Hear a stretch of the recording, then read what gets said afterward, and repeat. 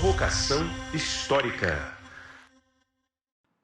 Olá, olá, olê, olê, olê, olá. Está começando, vocês sabem, mais um Provocação Histórica ao vivo nos canais do Instituto Conhecimento Liberta, em todas as plataformas pós-pandêmicas, pós-surreais, pós-apocalípticas, de um mundo, vocês sabem, invariavelmente cheio de guerras. Senhoras e senhores, essa é a quinta temporada do Provocação Histórica, quem diria desde 2021, narrando aqui, tentando expurgar um pouco dos demônios do passado autoritário brasileiro. E eu tenho a alegria de poder receber vocês aqui toda semana para fazer esses grandes debates. Afinal, né, o que pega aqui, ou que sempre foi potente na Provocação Histórica, foi, como vocês sabem, trazer historiadores e historiadoras que estão em universidades que produzem uma pesquisa impressionante e que estão aqui generosamente divulgando suas pesquisas, trabalhos, carreiras aqui no Provocação Histórica. E eu tenho a alegria de finalmente, nessa quinta temporada do Provocação Histórica, corrigindo um erro histórico de não tê-lo chamado anteriormente, mas eu tenho a alegria de receber um especialista em história contemporânea. Ele manja de todas as coisas que vocês imaginarem nesse mundo contemporâneo. Ele vai me dizer aqui depois, né? Mas no mínimo desde a Revolução Francesa para cá, mas ou até mais.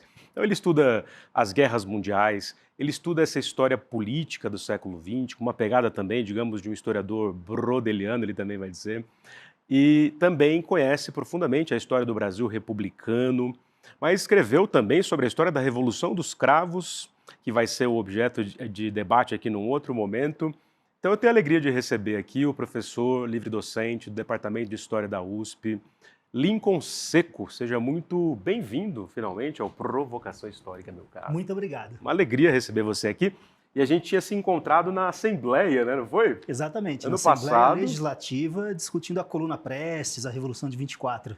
Pois é, eu fui lá representando, digamos, uma comunicação do ICL, mas apesar de ter estudado São Paulo e tal, não estudei a perspectiva dessa história, digamos, social e política da Coluna Prestes, né? Ou da Revolução de 24, que dá também na Coluna Prestes. Estava lá, né?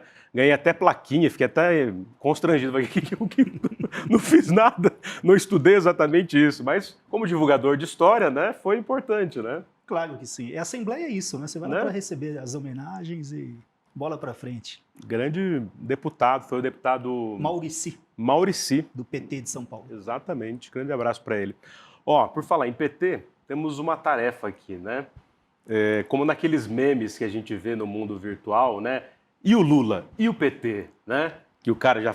E o Lula? E o PT? Qualquer coisa da história desse país, nessa história contemporânea do Brasil, da redemocratização para cá, tem a ver com o Partido dos Trabalhadores. Ele estaria morto, o Lula não criou uma liderança política tão carismática quanto ele, ficam dizendo isso o tempo todo. O Lula impediu as lideranças de seguir, porque ele é concentrador, ele é, sei lá, né, egoísta, enfim. Vocês vão ouvir aqui do Lincoln todos os ritos e mitos dessas afirmações tácitas, né? É muito mais complicado do que isso. E ele escreveu um livro sobre o PT, então, olha só, tem até lugar de fala, né, para brincar com a outra polêmica imparável, né? Exatamente, não serei cancelado por falar do PT. Bom, que bom. Mas e aí, partindo dessa crise, digamos, atual, né? O Cacai falando que o Lula está isolado e controlado por outros grupos. O que isso tem a ver com a história do PT, no fim das contas? Né? Olha, bom, o que tem a ver? Tem a ver com o fato de que é verdade que o PT não renovou as suas lideranças. Isso não tem a ver só com o Lula, tem a ver com aquele quadro de dirigentes que vem dos anos 80 e que assessorava o Lula no seu primeiro e segundo mandatos e que foi defenestrado pelos escândalos do chamado Mensalão, da Lava Jato. Então, esses dirigentes caíram no meio do caminho e eram dirigentes importantes. Então, quando o Lula volta, né, no pós-bolsonarismo, ele volta com uma equipe jovem em termos políticos, ou seja, neófita, que não tem também tanto traquejo quanto aqueles velhos dirigentes que ergueram o PT. Impressionante. Então, essa coisa de que acusá-lo de não ter preparado direito os quadros, porque ele gosta do poder e tal... É uma balela, porque essa perseguição ao PT sempre existiu e uma vez no governo ficou mais forte, né? O Mensalão é parte desse projeto já, né? Na verdade, a gente sabe que os cientistas políticos costumam dizer isso, que o eleitorado no Brasil, ele se divide desde 89 basicamente no campo do antipetismo e do petismo. Tanto é que todas as eleições, né, no país sempre tiveram o PT em primeiro ou segundo lugar. Desde a redemocratização. Exatamente, isso estrutura a história política da nova república. É claro que tem outras coisas, há outras camadas, né, nessa história, mas do ponto de vista político eleitoral é petismo e antipetismo, isso não mudou até hoje. Isso é impressionante, Zé. É um partido que, apesar de tudo e de todos, e também de suas próprias crises internas ou disputas, é o maior partido de esquerda social-democrata, um dos maiores do mundo.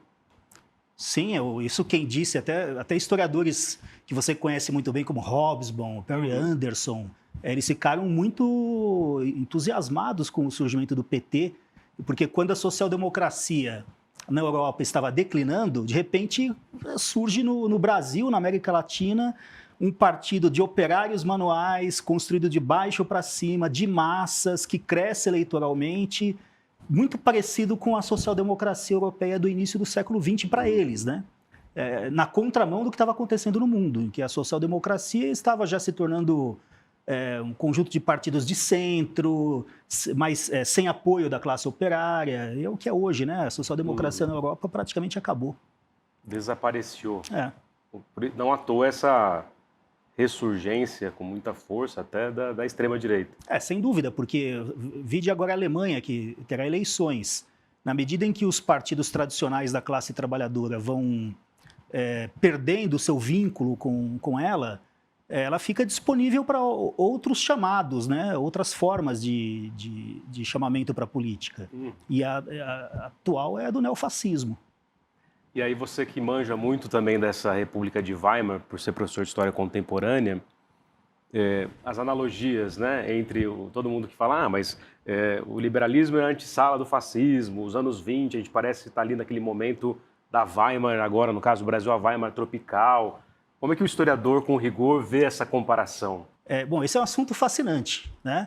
No Entre Guerras, a gente tem uma ascensão do fascismo no interior das instituições liberais. Então, é por isso que a gente entende que o liberalismo e o fascismo formam um contínuo. Quer dizer, não quer dizer que os liberais eram fascistas, mas eles facilitaram muito a ascensão do fascismo porque era uma maneira na visão deles, de proteger a ordem estabelecida da ameaça da Revolução Soviética. Agora, na atualidade, nós não temos ameaça de revolução nenhuma, é verdade. Mas mesmo ali, no início da década de 20, a Revolução Social já havia sido derrotada na Itália, na Alemanha, né? E mesmo assim o fascismo se impôs. Então, há, claro, similaridades, a gente pode tecer comparações. Agora, o mundo de hoje ele também tem uma grande diferença, porque nós estamos vivendo também uma transição sistêmica, né? O centro da economia mundial, para falar de forma brodeliana, como você gosta. Citou Brodel. Né? Ele está se deslocando do Atlântico Norte para o Pacífico e muito provavelmente a China vai se tornar esse centro hegemônico. Então, os Estados Unidos, como a Alemanha, como a Itália, que eram potências frustradas na corrida imperialista e na Primeira Guerra Mundial, tendem a desenvolver formas fascistas. Agora, só que os Estados Unidos não são exatamente uma potência derrotada, né? Eles ainda estão no topo. Eles estão no topo, inclusive do ponto de vista militar. Mas eles são ameaçados por uma nova potência que tem um sistema diferente. Porque se você pensar que a Inglaterra, entre aspas, cede lugar para os Estados Unidos, essa transição se dá de forma mais ou menos pacífica entre elas. Claro, tem coerção também. Né? Houve resistência dos britânicos, mas de qualquer forma eles partilhavam o mesmo sistema. Não é o caso da China e dos Estados Unidos. Então a possibilidade de guerra é muito grande. Pode ser uma coisa meio Inglaterra versus Holanda lá naquele ciclo anterior. Exatamente, o que teve uma sucessão de guerras.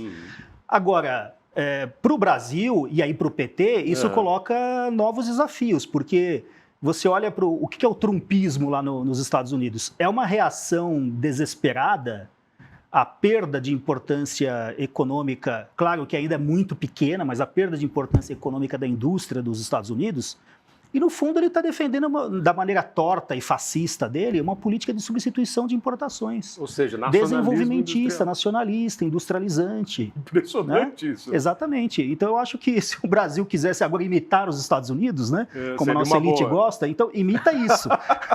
Ou seja, isso não é necessariamente um problema, o Trump Não. pensar, né? Quer dizer, queremos ser de novo o centro da produção das mercadorias do mundo. Né? Exatamente. Olha só, ó, estamos ao vivo aqui com o Lincoln Seco, professor de História Contemporânea do Departamento de História da USP, também de História do Brasil República. E ele, entre outros livros, causos e lutas e engajamento intelectual de historiador excelente que ele escreveu a primeira síntese, um primeiro livro síntese de história do PT. Vou pedir aqui para a voz de minha alma, Gil da Massa, colocar na tela lá, História do PT, Lincoln Seco, que é um livro de 2010 e que narra a trajetória desse partido impressionante de 1978 até 2010, né? Sim. E aí, vamos colocar no chat aqui também para o nosso grande público, adquiram um livro, está aí pela Ateliê Editorial, mas essa fotografia aqui, então, indica a fundação. Quem que está aqui na nosso fundo aqui, ó? Olha, bom, eu não vou lembrar de todos agora, mas Lula, Olívio Dutra, Jacob Ittar, né, as figuras históricas da fundação do partido, algumas delas depois perderam importância, isso é importante falar, eu falo um pouco disso no livro. Existiam lideranças muito importantes naquele momento, por exemplo, Osmarino Amâncio no Acre, os irmãos Ganser no Pará, eram figuras conhecidas nos movimentos sociais ali do início dos anos 80, final dos 70. E mesmo lideranças operárias, como o Jacob Ittar, que eu citei, Paulo Skromov, que era um militante trotskista e sindicalista. Várias tendências que compunham o partido. E muitas dessas figuras desapareceram na história. Quer dizer, elas continuam aí, lutando, tal, mas elas não se destacaram, porque o partido tomou outros rumos. Mas ele toma esse rumo conciliador desde o começo, não? Eu não diria que ele toma um rumo conciliador desde o começo. Assim, uma coisa que me levou a estudar o PT foi a tentativa de superar um pouco aquela leitura só daquilo que o PT dizia através dos documentos. Porque no debate apaixonado que sempre existiu entre as tendências, a disputa era: é socialista, não é socialista? É socialista revolucionário? É a favor ou contra a União Soviética? Não é nem União Soviética, nem social-democracia europeia, é um caminho próprio, mas qual é esse caminho? Então tinha muita disputa em torno das resoluções, dos congressos, dos encontros, das notas públicas. Isso leva, especialmente os cientistas sociais, mas até alguns historiadores, a ficarem muito presos a essas resoluções. Mas eu, talvez um pouco na tradição da nossa faculdade de filosofia, né, da Universidade de São Paulo... Você não chama de Fefeleche, né? Pode ser Fefeleche. Os mais jovens. Mas na nossa faculdade de filosofia há uma certa tradição também da gente fazer uma história das formas, né? Eu busquei estabelecer as formas que o partido assumiu para incorporar e resolver as contradições do meio ambiente econômico, social, cultural, político no qual ele atuou. Então, inicialmente, eu diria que de 78, antes da própria fundação, até mais ou menos 83, 84, quando há grande movimento das diretas já, a gente tinha um partido que era muito mais federativo. O PT era um partido de núcleos, de base. Em muitos lugares ele surgiu de forma autônoma. Espalhados pelo Brasil. Espalhados pelo Brasil. Ele não é só um movimento que vem dos operários do ABC. De modo algum. Claro que os operários do ABC se tornam o eixo principal, primeiro porque eles estão num setor da economia fundamental, de produção de mais-valia. Era o nosso ciclo sistêmico, né? Exatamente. Mas o PT só se torna um partido de massas e com viabilidade eleitoral porque ele brota no país todo. Então, na minha pesquisa, na época, eu já tive a possibilidade de fazer pelo menos um levantamento inicial dessa diversidade do PT. Ele nasce em salão paroquial de igreja, movimento ambientalista em Cubatão, movimento negro, movimento de mulheres, de lésbicas. Ele nasce em movimento estudantil, acampamento de sem terra, na luta dos seringueiros do Acre, no oeste do Pará, os irmãos Ganser, que eu citei, de trabalhadores rurais, o Manuel da Conceição, no Maranhão, outra figura que era emblemática na época. Então, ele é um partido que ele brota em todo o país. A gente tinha muito a ideia de que não, o Lula e outros sindicalistas viajavam fundando diretórios pelo Brasil. Eles fizeram isso também. Mas acontece que você não chega num lugar e se não tem nada, você não funda nada, né? Agora, esse Tinha partido... uma demanda, reprimida da ditadura, né? Exatamente. Nem citei o movimento contra a carestia, o movimento das mulheres da Zona Sul, de São Paulo. Enfim, era uma diversidade de lutas, de desempregados. Isso é interessantíssimo, né? Porque tem gente, sei lá, dentro do próprio PT hoje, eventualmente, fazendo uma crítica mais rasa à identidade, mas quer coisa mais agregadora de identidades que o PT naquele momento? O PT tinha todo mundo. Né? Aliás, é uma coisa, eu fui militante do PT, entrei no PT nos anos 80, porque acho que para minha geração, o PT representou, minha geração, eu digo, das pessoas que eram... se achavam mais conscientes do ponto de vista político, queriam participar, né, da militância. O PT unificava as lutas, né, e ele se torna o partido hegemônico da esquerda mais ou menos no final dos anos 80. Também não foi de uma hora para outra, porque o PCB ainda era um partido muito importante no meio sindical, e o PDT do ponto de vista eleitoral, porque o Brizola era uma ameaça, entre aspas, ao PT, até 89. Quando o Lula vai ao segundo turno, aí o Brizola cede lugar do ponto de vista eleitoral. Mas esse partido de núcleos, eu não diria que ele desaparece, mas ele é superado por partido de tendências.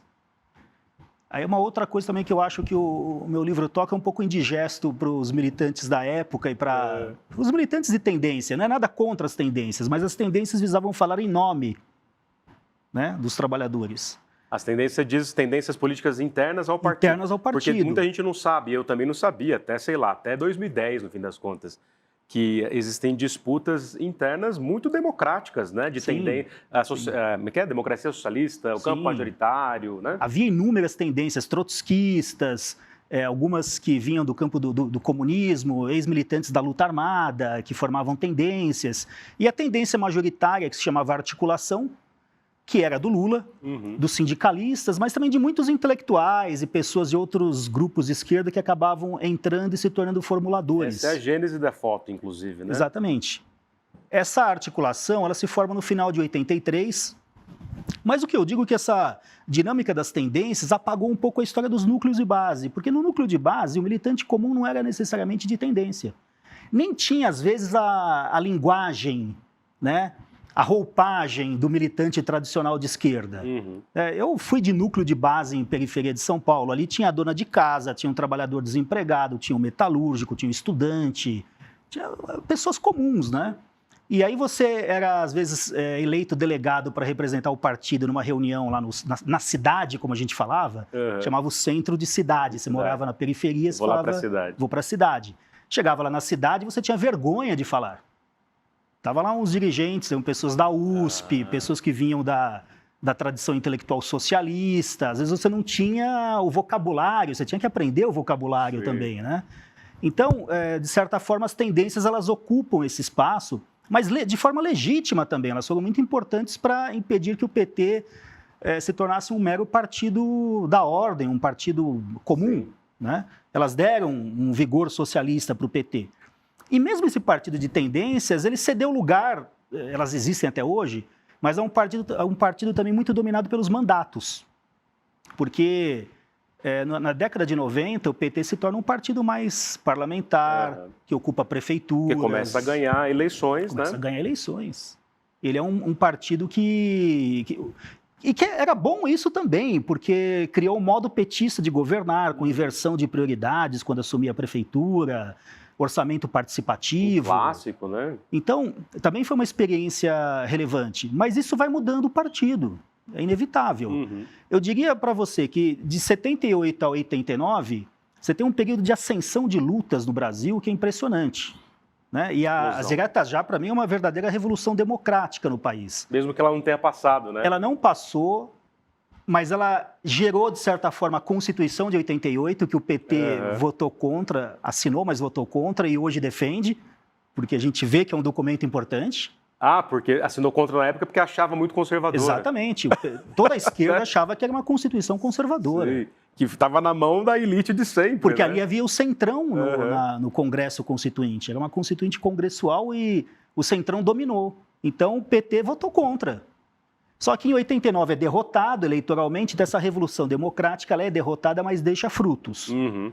Só que em 2002, quando o PT ganha as eleições, acho que é um movimento contrário, porque o PT se enfraquece do ponto de vista das bases sociais, mas ganha eleição em 2002. Uhum. E aí tem uma série de razões. Mas por que se enfraquece? Ele se enfraquece porque, primeiro, as categorias fundamentais da CUT, da Central Única dos Trabalhadores, que é fundada em 83, que eram os metalúrgicos do ABC, os bancários de São Paulo, servidores públicos também em vários lugares do país.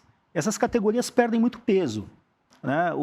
Em parte pela robotização, terceirização, automação bancária, as privatizações, terceirizações em serviço público, tudo isso enfraquece o sindicalismo. A igreja também. Ela se torna mais conservadora. Com o papado do João Paulo II, a teologia da libertação e a igreja progressista perdem força. Não à toa o Boff foi perseguido, né? Ele contou aqui na provocação. Símbolo. Foi 2 vezes para a cadeirinha do Galileu lá. Foi condenado ao silêncio obsequioso. Exato. Né? E, além disso, você teve em São Paulo a divisão da Arquidiocese de São Paulo, né? E que tirou o poder do Dom Paulo Evaristo Arnes, que era um cardeal né, progressista. E a gente não pode esquecer uma coisa fundamental, que você viveu, eu vivi, e nós todos estamos vivendo. O Brasil passa por uma transição religiosa. Ou seja, parte daqueles que você viu na periferia de São Paulo apoiando nos anos 80 as causas do PT, mas não só, hoje estão cooptados pelos neopentecostais, né? Exatamente. O número de neopentecostais na periferia talvez esteja superando de católicos em alguns lugares. Ainda não no conjunto da população brasileira, os católicos são maioria, mas uma maioria bem mais moderada do que era em 80. Bem mais moderada, é mais reacionária do que, né? Então, a gente viveu essa transição religiosa que muda a configuração do PT. A gente viveu uma mudança produtiva. A gente tinha um país com indústria em 80. Eu me lembro que na década de 80, você entrava num mercado ou numa loja, em qualquer lugar, tudo que você olhava era mais ou menos feito no Brasil. Desde martelo, prego, eletrodoméstico, roupa, sapato. Hoje, acho que é quase tudo feito na China, né? O que a gente está vestindo, o que a gente usa. Mas o Brasil ainda era um país relativamente industrializado. Então, a gente viveu nesse período de 80, 85, mais ou menos até hoje, um processo no qual acho que a indústria de transformação perdeu quase, 2/3 do seu peso no PIB.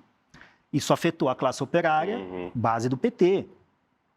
E afetou também a possibilidade do PT fazer política desenvolvimentista quando chegou ao governo. Então você tem a transição religiosa, uma transição demográfica também. População envelhecendo. Nós estamos vivendo essa transição demográfica agora. Quando as pessoas falam, o PT é um partido envelhecido. Eu concordo. Você olha para essa foto aí, né? Eles, assim, os mais velhos estavam entre os 30 e os 40 anos, esses sindicalistas. Claro que havia intelectuais pouco mais velho. Não, havia lá Sérgio Buarque de Holanda, né? Antônio Cândido já estava com idade avançada. Você tinha alguns, Mário Pedrosa, eram os grandes intelectuais da época já velhos, mas o PT era um partido de jovens. Mas o Brasil está deixando de ser um país de jovens. Não é só o PT. O Brasil, acho que em 2100, se não tiver nenhuma política aí de natalidade, vai ter menos de 200 milhões de habitantes, né? Hoje ele tem 215, vai decrescer, né? E é o que está acontecendo na Europa, na Rússia, até a China agora, né, que tinha uma política do filho único lá atrás, não tem mais. É um fenômeno mundial, mas cada país entra no seu ritmo. Mas, então, não é só o PT que envelheceu. Claro que tem um pouco de culpa no PT também, né? Porque as figuras que vão se burocratizando, ficando nos cargos, por várias razões, elas não cedem o lugar. Tem jovem lá no PT que tem a carreira bloqueada. Sim, né? Estão ali cercados e isso acontece. Não passa daqui. Exatamente. Impressionante isso, né? Mas você não... vou tentar aqui fazer um exercício, se não fizer sentido, você fala, isso não tem nada a ver. Estou aqui diante do meu professor, né? Ele entrou em 2003, eu entrei em 2002 como aluno, ele professor em 2003. Aí até brinquei com o Lincoln aqui, que eu fiz a greve que abriu os claros para contratar essa leva de profs. A grande greve de 2002 da faculdade Meu primeiro ano. Aliás, vamos falar disso, né? Quer dizer, Nem greve a gente consegue fazer direito mais, né? Por quê? Exatamente. Mas você que é esse historiador também da longa duração, e todos os ataques desde o começo, passando pelo Mensalão, depois pela Lava Jato, lawfare, o caramba, não é um milagre na história do Brasil a gente conseguir ter derrotado, por exemplo, não só ter vencido em 2002, mas ter derrotado em 2022 o fascismo bolsonarista? É inacreditável, né? O que chamou a atenção é que foi por muito pouco. Por muito pouco que ele movimentou a máquina pública como nunca, né? Então, isso, já que você falou em longa duração, nós temos uma certa tradição no Brasil de organização de massa de extrema-direita lá dos anos 30. Uhum. As primeiras organizações fascistas, até o velho historiador Edgar Carone já tinha documentado algumas na década de 20, mas o integralismo é uma organização de massas da década de 30 e que opera um golpe de Estado que pouca gente conhece, que é o golpe de 38, que é a intentona integralista, que quase matou o Getúlio Vargas. Quase matou o GG, né? Quase matou o Getúlio Vargas, né? O Getúlio Vargas resistiu com a guarda pessoal e a família, até que chegou lá o Dutra com uma tropa. É pouco narrado dessa forma. Pouco conhecido isso que aconteceu. Então, se o Brasil Paralelo descobrir isso aí, rapaz... Não, veja, então não é novidade você ter um bolsonarismo de massa que tentou um golpe de Estado. Sim. Depois de perder uma eleição. Meu, historiador é outro nível. Porque o integralismo, ele tinha sido cortejado e até cooptado pelo Getúlio, que era aquela figura espertíssima, né? Então, ele dá o golpe de 37 que instaura o Estado Novo e tinha prometido para o Plínio Salgado o Ministério da Educação e uma grande participação do integralismo no governo. Os integralistas, tinham muitos militares integralistas, eles achavam que aos poucos iam assumir o poder dentro do Estado Novo. Quando o Getúlio bota os integralistas na cadeia e não cumpre essas promessas, eles tentam um golpe de Estado. Então, o bolsonarismo tem um precedente, né? Sem contar que o bolsonarismo é um fenômeno também militar, né? Isso, é parte desses desdobramentos como disse o Goiano aqui, o partido militar, né? Exatamente, ou o partido fardado, como falava o Oliveiros Ferreira, um professor antigo lá da USP, aliás, muito conservador, mas que tinha uma formulação sobre os militares. Os militares têm um DNA golpista. E o integralismo, ele era constituído de muitos oficiais militares. Vários desses oficiais estavam no golpe de 64 depois. Então, não é uma novidade. Agora, o que nós temos hoje de volta, porque a gente se desacostumou com isso, houve a ditadura, com a redemocratização não havia uma extrema-direita de massas, mas a partir de 2013, a gente passou a ter um movimento de extrema-direita de massas de novo. Certo. Daí vem jornadas de junho e julho. Daí vem o milagre que você citou aí de 2022, que é a vitória do Lula. Que parecia que não ia rolar, né? Parecia que não ia rolar. E quase não rolou. Você tem... O PT é um grande partido enraizado na sociedade brasileira, mas não é mais um partido de mobilização social. Pode ser que venha a ser de novo, eu não sei, mas ele não é. E você tinha do outro lado um grupo extremista, com objetivo radical, com uma linguagem revolucionária, ou pseudo-revolucionária, na verdade, né? Mas de massas, com pessoas dispostas a se sacrificar por aquele movimento. A esquerda não tem isso mais. E aí, sei lá, graças a Deus, né, que o Lula ganhou a eleição. Revelou que é um católico praticante. Pois é. Mas, Lincoln, tem tantas questões aí, então vamos recuar. Você fez o corte até 2010, e aí, historiadores não têm bola de cristal, mas você, quando começou a perceber que junho e julho de 2013, apesar de motivos justos ali no começo do passe livre, né, ter sido depois, não desvirtuado, mas cooptado pela imprensa, pelo Congresso, pelo antipetismo, pelos Estados Unidos, né? Aí você, esse livro acaba aqui em 2010, mas o que está acontecendo? O que você pensou ali? Como é que você interpreta, inclusive, junho e julho de 2013? Essa batata quente que você quer jogar no meu colo, né? Vai, revelação! Bom, primeiro aproveitar a propaganda do livro. Na verdade, eu tenho um pós-fácil lá, ele está atualizado. Põe o livro de novo aqui, Jonathan. Compre a 6ª edição que tem a resposta lá, né? Essa daí, né? Essa daí. Maravilha. Mas basicamente, acho que o problema é que junho de 2013... Claro, é uma oportunidade histórica que não foi aproveitada pela esquerda. Por que não? Não teve condições? A Dilma estava com a faca no pescoço ou não estava, né? Então, primeiro se combina com o fato de que as políticas econômicas adotadas pela Dilma, elas não deram certo, já não estavam dando certo. E ela colocou Joaquim Levy, o que piorou a situação. Aí, exatamente, aí já no segundo mandato piorou muito, né? Foi muito difícil se mobilizar contra o golpe por causa disso. Mas já em junho de 2013, a gente tinha uma nova esquerda, digamos assim, uma novíssima esquerda, muito pequena, mas aguerrida, autonomista, em São Paulo, em Goiânia, Porto Alegre, em vários lugares do Brasil, que desencadeou esse movimento. Uhum. E o PT, o problema é que o PT é o partido de governo, né? O PT estava totalmente a reboque do governo. Sim. E é natural também que os petistas queiram defender o governo, mas o problema é que... Quem que vai defender, né? Exatamente, mas há momentos que você tem que defender o governo contra a direita e há momentos que, se ele é pressionado pela esquerda, você tem que ajudar a pressionar para empurrá-lo para a esquerda, né? E ali a maior parte do PT ficou paralisada. Como o PT era a grande organização... O próprio Lula, né? Tentando ali não ser sombra da Dilma, né? O próprio Lula. Para variar, ele até acho que entendeu rápido o que estava acontecendo, né? Mas, bom, ele não era governo e o partido ficou paralisado. Agora, a extrema-direita estava organizada para assumir a dianteira a partir daquele movimento de massas. Porque, como qualquer movimento de massas inesperado, ele traz em si uma ambiguidade, uma contradição. Ele tem potencialidade de esquerda. Porque ele está revoltado contra um sistema que é brutal, né? Sim, então tinha ali uma potencialidade de esquerda. Eu sei que muito petista mais fanático acha que já era um movimento desde o início da CIA e já era de direita. E xinga os meninos do passe livre, exatamente, né? Eu tomei lá umas balas de borracha com eles. Porra, não é assim, né? Claro, se você fala, bom, a conspiração na história existe? Existe, devia ter conspiração também da CIA, das redes sociais, eu não sei. Né? Claro que existe. Agora, a teoria da conspiração é que não está certa. Entendi. Então,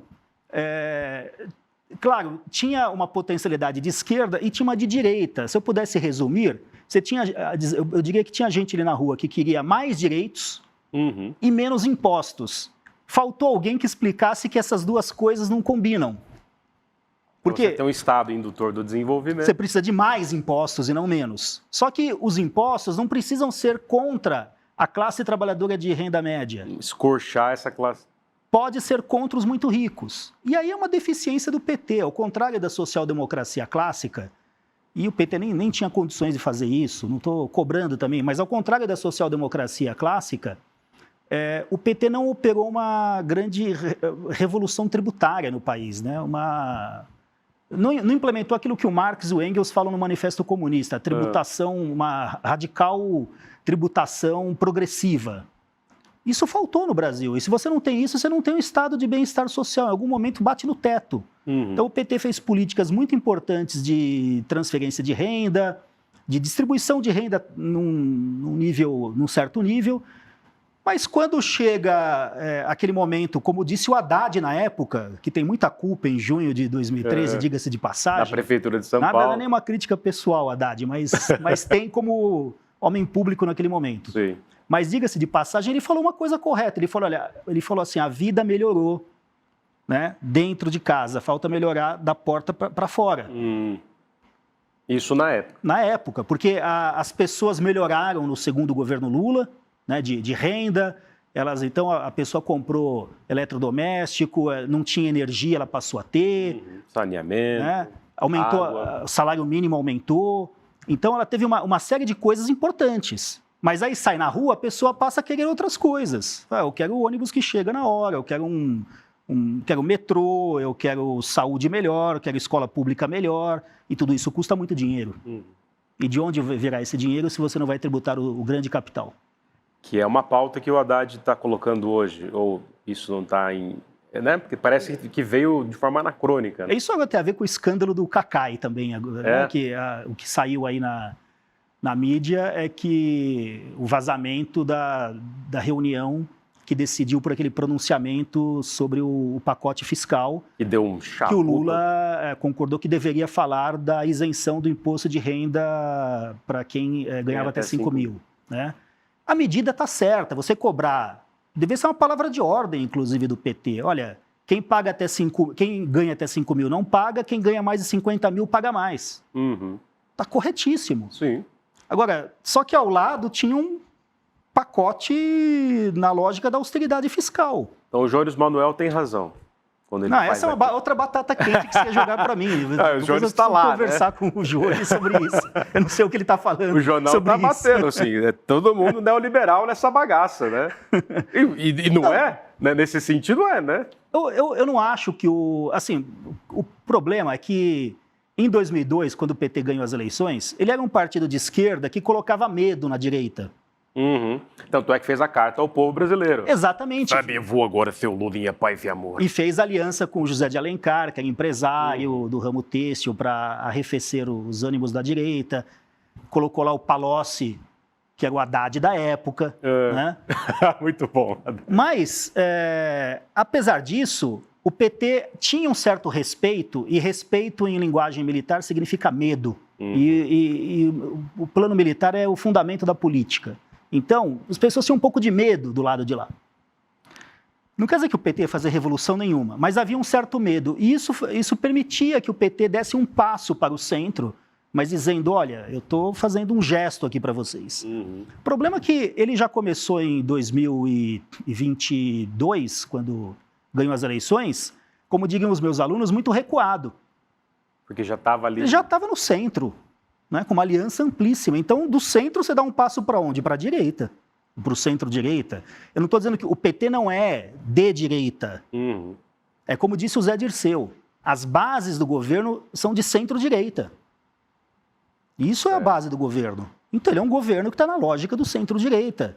Está lá o PT, tem sensibilidade social, tudo isso. E já é um alívio brutal perto do que foi o Bolsonaro. E na próxima eleição, todos nós vamos votar no Lula, porque não existe alternativa no campo da esquerda também. Não é isso. Não é isso que está em questão. Certo. Mas é um governo muito mais recuado do que era em 2002. Tudo bem, a situação internacional é outra, a situação nacional, tivemos bolsonarismo. Como dizem os dirigentes do PT, né, o Estado foi mais ou menos arrebentado pela experiência bolsonarista, não foi fácil retomar, né, reconstruir. A máquina, né? Exatamente, foi muito difícil. Só que as pessoas esperam mais, porque se você acha que a gente vai chegar no próximo ano dizendo assim, vote nesse governo ruim, porque tem um outro pior. É muito pouco para mobilizar. Estou até vendo esse slogan aí, já tô aqui chorando. Chorrindo. Vote no ruim para evitar o pior. Não, se fosse vote no regular, pelo menos, vote no bom, é melhor, né? Porque é muito pouco. Mas como que puxa? Quer dizer, tem uma questão que é... Vamos pensar também em termos de Safatli, e só estou te dando aqui batatas quentes, né?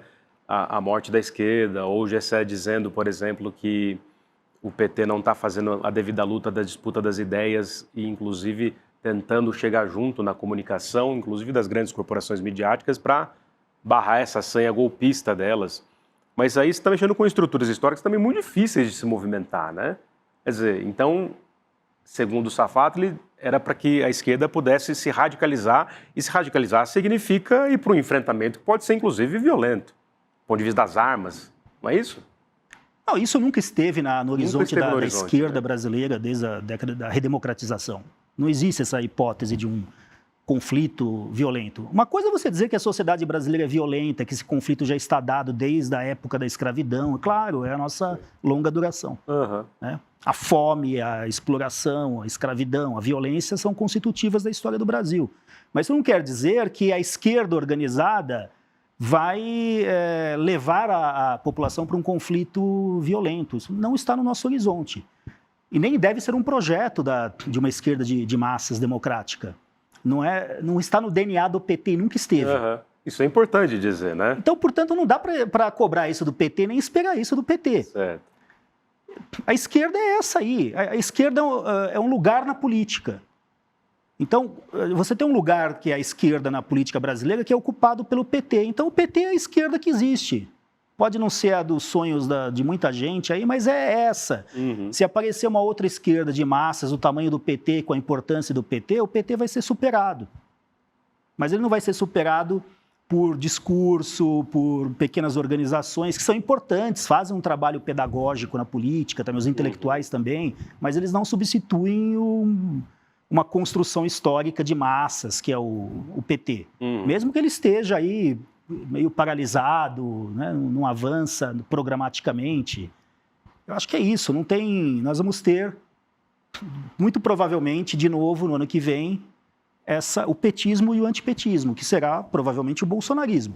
Agora, tem o sonho da grande mídia, dos grandes empresários, que é ter a terceira via. A terceira via, que é ter um Essa Bolsonaro, que é insuportável, Bolsonaro, né, que usa garfo e faca. É. Existe essa esperança, né? Para alguns seria o Ciro, né? Para alguns seria João Campos. Acho que nem tem idade ainda, né? Nem tem idade. Uma Tebet da vida, né? Que está lá, inclusive, discreta na sua atuação. Não sei em termos de efetiva... Mas todas essas pessoas precisariam primeiro combinar com o povo, né? Boa. Porque senão não adianta. Qualquer um pode se lançar candidato, né? O PT tem uma grande... O PT está no governo. Então, de cara, já é uma grande vantagem no campo da esquerda, né? E ele é um partido de massas Olha, o PT já nasceu como um partido de massas. Em 80, logo no começo, ele tinha mais ou menos 26 mil filiados. Ele é fundado em início de 80. No início de 80. Mas foto é do início de 80. Né? Mas a construção dele começa em 78, a partir das greves do ABC e de movimentações do Brasil todo. Teve muitas reuniões. Mas já em 80, ele tinha 26 mil filiados, mas um ano depois já eram 210 mil. Quase 10 vezes. Em 89, ele tinha 500 mil. Então, para a população da época, já era um partido de massas. Hoje não é um partido mais ou menos de 2 milhões, mas não é esse o número real. É o partido com o maior número de filiados no Brasil? Eu acho que talvez seja o MDB o de maior número de filiados. Mas o MDB não tem vida orgânica. Ele é o Estado, né, tentando... É um partido ônibus, né? Que ele vai entrando, descendo, e é assim, né? É um ônibus... Ele é uma parte quase fixa do Estado brasileiro. Exatamente. Agora, você pega... O PT é o partido de preferência. Quando você pergunta para a população, ele é o partido de preferência de 20% a 30% da população, dependendo do momento. Até 30%. É impressionante. O que é muito. Então, ele continua sendo a referência da classe trabalhadora no Brasil. Cara, impressionante. E olha que tem tantas camadas, né? Até para pensar no pobre de direita lá do GECEP, outra batata quente para você. Mas essa eu até aceito, porque... Sabe que o termo pode ter um tom sensacionalista, mas o conteúdo não está dizendo que o sujeito que é pobre é um zero à esquerda. Não é isso que ele está dizendo, né? Muita gente lê de forma rasa. Mas porque o GECEP é essa coisa weberiana, disputar as ideias. São as ideias, quase um Hegel, né? São as ideias que determinam as coisas. Mas a questão, eu não sei se é pelo momento, ele aproveitou o momento ali da derrota do Boulos em São Paulo, né? Que essa discussão surgiu, como dialogar com a periferia, com o empreendedorismo e etc, né? Diria, olha, pobre de direita, rico de direita, classe média de direita sempre existiu, né? A questão... É um clássico, inclusive, né, do mundo, desde a Revolução Francesa. Exato. O fascismo, por exemplo, é um movimento de massas, e se é um movimento de massas, ele tem trabalhador no meio também. Aliás, fundado por muitos trabalhadores. Sim, tem ou trabalhador. estropiados de guerra, né? Exatamente. Os desmobilizados da guerra, os estropiados, as pessoas que não tinham mais um lugar, sentiam que não tinham mais um lugar na sociedade na volta da guerra. O sujeito tinha se achado um herói na frente de batalha e volta é um Zé Ninguém desempregado na Alemanha pós-guerra. Hitler. Exatamente, ele acaba sendo massa de manobra para o nazismo. Então, isso existe. Agora, o problema é que o PT está no governo. Que política ele pode fazer para o pobre, né, para a classe trabalhadora, seja ela de direita, de esquerda? Você não pergunta se é de direita ou de esquerda. Agora, se você não tem capacidade de investimento público por causa da opção pela austeridade fiscal, que é o arcabouço fiscal, você tem muita dificuldade de mobilizar a classe trabalhadora em torno dos objetivos materiais dela. Porque a classe trabalhadora, diferentemente de alguns setores da pequena burguesia, ela vota mais racionalmente. Que ela vota em torno de interesses materiais. A pergunta que surgiu lá em 2005, quando teve o escândalo do Mensalão, todo mundo dizia assim, o PT acabou. Né? Teve a famosa reunião... Dirceu foi ceifado, né? Foi ceifado. Teve a famosa reunião meio fictícia, estou aqui dramatizando um pouco, do PSDB, em que o Fernando Henrique disse, não vamos causar o impeachment do Lula, porque seria muito ruim para a democracia brasileira e ele vai perder a eleição. Né? Estou dramatizando um pouco, mas... Era essa a lógica. Aí o Lula ganha. E o que a direita, que na época era moderada, era o PSDB, dizia? O pobre foi comprado pelas políticas de transferência de renda. Que o William Vac fala isso para o Lula na entrevista do Jornal da Globo, em 2006. Eu até lembro dessa, desculpa se a gente interromper. Essa história é maravilhosa e o pessoal vai reclamar aqui no chat depois que eu de novo imitei o Lula, imito muito mal, mas eu gosto de imitar. E o Vac, essa história é muito barata, e síntese do que você está falando. O Lula tá lá, já paz e amor, barbinha grisalha, diferente desse Lula que metia medo em todo mundo, né? Aí o Lula tá lá, de terninho cortado, e o Vac fala, presidente, você está sendo aí acusado, inclusive pelo próprio Vac, de ser assistencialista. Você, presidente, está, ao invés de ensinar a pescar, você está dando peixe pronto. Aí o Lula já vai virando de lado assim e fala, sabe, companheiro Vac, sabe, eu já vi que você não entende nada de pescaria, sabe? Porque se a criança tá lá, sabe, pescando um peixinho, você dá comida para ela. Aí quebrou o Vac de tal forma e foi reeleito, inclusive, né? Exatamente, não é isso, mas exatamente, porque é um voto racional. Né? Essa história de que o povo é burro e não sabe votar é uma falácia, né? Não, o voto é racional, porque o Lula iniciou, aliás, isso tem a ver com hoje também, o raciocínio dele acho que é parecido. Ele iniciou o primeiro mandato para acalmar o grande capital, que eu prefiro chamar de grande capital ou de capital do que mercado, esse é o verdadeiro nome, mas tudo bem, pode ser o mercado. O grande capital. Para acalmar o grande capital, ele fez uma política também de austeridade fiscal com o Palocci. Só que de 2005 a 2006, naquele período entre o mensalão e a eleição, ele aumentou muito o gasto social, inclusive com Bolsa Família, que era muito menor do que é hoje, mas ele aumentou já naquela época bastante. Ora, a pessoa, o pobre pensa racionalmente, esse daqui está transferindo renda para mim. O outro diz que isso daí é compra de voto. Não, eu vou votar em quem está transferindo renda para mim. Aliás, o dinheiro é meu, eu pago imposto também. Né? Transfere para rico, por que não pode transferir para mim? O rico vive de juros, do rentismo, por que eu não posso receber transferência de renda? Então, na verdade, era um voto racional. O voto irracional, naquele momento, era um das classes médias enraivecidas contra o PT. Certo. Porque era um voto puramente moralista. Eu odeio o PT porque ele é o partido mais corrupto da história do Brasil. Ora, que está ainda hoje em placa, né? Hoje um pouco menos, porque a Lava Jato destruiu todo o campo da política. Mesmo a pessoa não pode... Jornalistas, por exemplo, fizeram uma campanha diuturna contra o PT desde 2005. Né, os grandes meios de comunicação. Se transformaram numa quadrilha, né? Quer dizer, era quadrilha. A efetiva quadrilha da elite, inclusive do grande capital, vai lá e transforma um partido de massas e legitimamente constituído em um partido de... Só tem quadrilha aí. Era de criminosos. Só que isso, na verdade, não pega muito mais, porque o máximo que você pode dizer é que, bom, ele também é corrupto, porque é impossível você hoje, sei lá, um jornalista aparecer num programa de televisão e falar que o Bolsonaro é honesto. Que o bolsonarismo é um movimento de pessoas honestas. Que o PSDB, que fez o que fez em São Paulo, foi um partido honesto. Que o MDB é uma casa de gente honesta. Temer, né? Então, é impossível. Então, isso, na verdade, manchou toda a política. E chegou também no judiciário, entre os militares. Câncer, né, cara? Todas as instituições da República perderam apoio. Você olha, até as pesquisas mostram que os militares perderam muito da sua imagem, né, junto à opinião pública. Então, eles destruíram grande parte do campo da política. É por isso que o bolsonarismo, inclusive, conseguiu crescer. Inflou, um pouco por aí. Então, o voto ali de 2006 foi um voto racional. Agora, tudo bem, naquele momento fazia sentido aquele discurso do PT. O que eu digo que ele bateu no teto. Né? Nós estamos se olhar para a nova república como um todo, a gente tem um empate estratégico, eu diria para você. Não é impasse, porque o impasse já teria sido resolvido, porque faz muito tempo.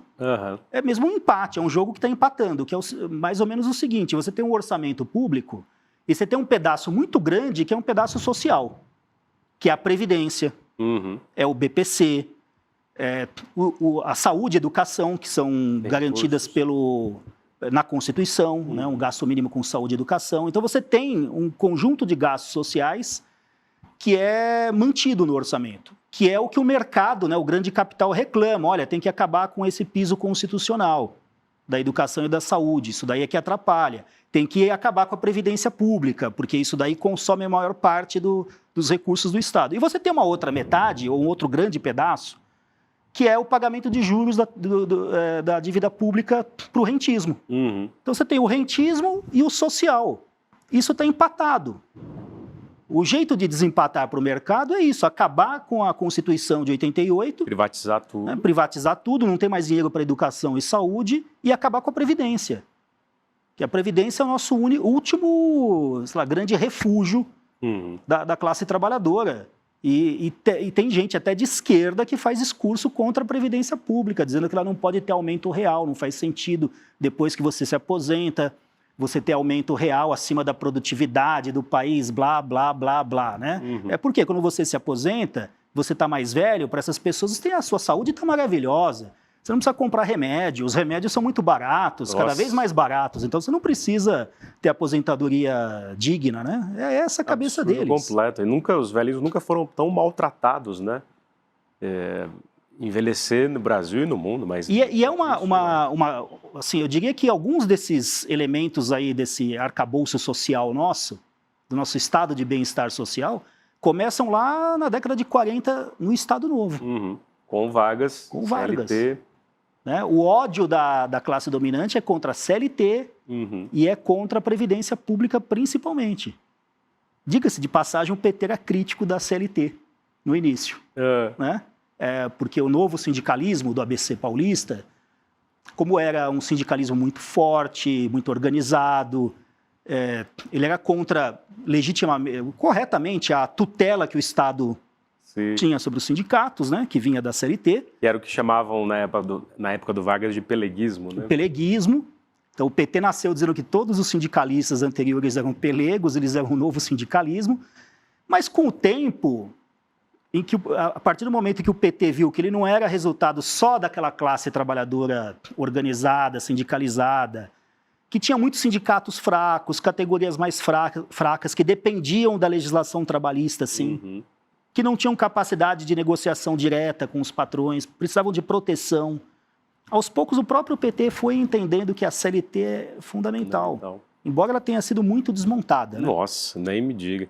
O Temer, né, deu o golpe mais dolorido, né? Eu sou resultado dessa, como hoje em dia, empreendedor de mim mesmo, né, como professor pejotizado, mas isso vale para o todo da classe trabalhadora desde 2017, né? Eu até lembrei de uma crônica que eu escrevi para o portal do ICL Notícias, que depois eu te mando, é singelazinha, mas eu discutindo com meu avô, que estava num quartel no Rio de Janeiro, servindo com 18 anos, quando o Vargas se matou. Então ele foi daqueles que ficou revoltado e tal, então ele tinha, mesmo sendo um conservador, um pobre de direita, digamos assim, o meu avô, ele gostava muito do Vargas e citava essas coisas. Aí eu lembro que eu comecei a fazer história lá na USP e um dia no bar, conversando com meu avô, eu falei, pô, mas vô, o Vargas foi um ditador do Estado Novo e tal. Aí ele olhou pra mim assim, carioca, né? Ah, vá merda, menino. Estudou 5 anos de história na USP pra falar isso? Né? Aí eu escrevi no final da crônica assim, que saudades do meu avô e do legislado sobre o negociado. Você aprendeu, né, na carne. O que foi o doutor Getúlio, né, no Brasil. Porque, veja só, isso é para uma outra conversa, claro, né, mas vai ter muito efeito na historiografia daqui para frente. Porque a nossa historiografia, especialmente a uspiana, muito mais até o prédio do meio, como a gente fala lá, né, que é o prédio da ciência política, né, que inventou o populismo no Brasil. Fora e tal. Exatamente. Ali se criou uma ojeriza ao Getúlio Vargas. Só que, aos poucos, quando a gente vê a legislação trabalhista sendo destruída e o que é hoje, que você está vivendo na República Velha, O historiador também não fala mais República Velha, não, é Primeira República. Mas você está vivendo na República Velha, porque é sem direito. É assim que era. Então, a gente vai ter que retomar os estudos do que foi a Revolução de 30, né, do que foi o Estado Novo. O Estado Novo não é só autoritarismo, né? Ele é legislação trabalhista.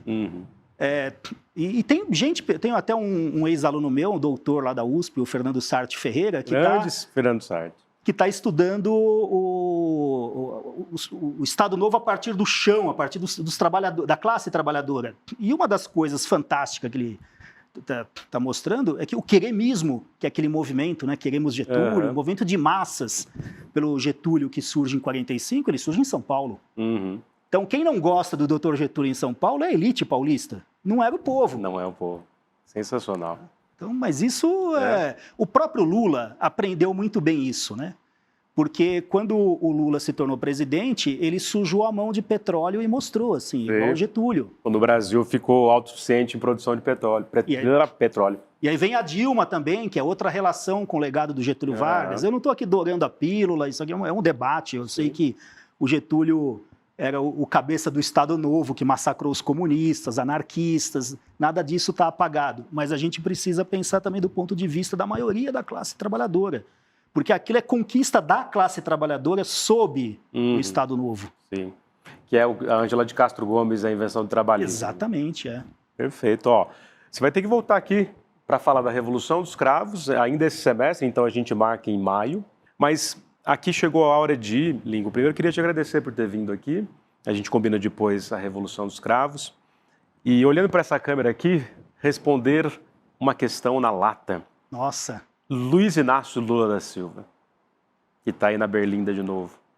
O que ele representa para a história desse país, sabe? Ele representou a afirmação da classe trabalhadora no Brasil durante o processo de redemocratização, quando ela readquiriu peso e voz na sociedade civil. Ele é a expressão dessa classe trabalhadora. Uns não gostam, outros gostam, uns acham que tinha que ser mais à esquerda, mais conservadora, etc., mas ele é o retrato dessa classe trabalhadora. Nesse sentido, um retrato de um país, né? Um retrato de um país, no período, talvez na segunda metade do século XX e início do XXI, ele é a figura central da nossa história. E mais ainda, né? Se você me perguntar de novo, o que ele representa para você, né? Hoje? Talvez a nossa única chance de vitória em 2026. Contra o fascismo. Contra o fascismo. Impressionante. Espero que ele chegue muito melhor que o Biden, né? Sem dúvida. Afinal, ele malha e é corintiano. E mesmo que ele não seja candidato, o candidato escolhido terá que ter o apoio dele. Será fundamental. Totalmente. Então, ó, minha gente, Lincoln Seco, muito obrigado pela audiência, pela acolhida. Obrigado, produção. E Lincoln, muito obrigado por ter vindo. Um grande abraço, meu querido. Obrigado. E volte sempre. Tchau. Olá! Campeões não são feitos em academias. Campeões são feitos de algo que eles trazem profundamente dentro de si. Um desejo, um sonho, uma visão. Essa frase não é minha, não. Essa frase é do tricampeão mundial de boxe, Muhammad Ali. Ele foi banido do esporte porque se recusou a ir à guerra do Vietnã. Sabia que havia lutas mais importantes do que o boxe, lutas que correspondiam ao seu sonho, à sua crença. Vamos saber mais da história desse campeão no ICL. Domingo, dia 16 de março, às 8 da noite, você vai ver a história de Muhammad Ali contada por nada mais, nada menos que a filha dele, Maryam Ali. Você não pode perder. Clique aí no Saiba Mais e se inscreva. É de graça.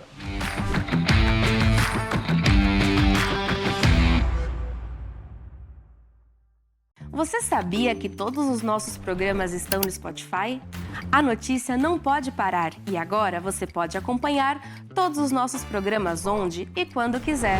Siga nossos canais no Spotify e tenha acesso ao Chico Pinheiro Entrevista, Desperta ICL, Rolê e muito mais. ICL no Spotify. Informação que te acompanha.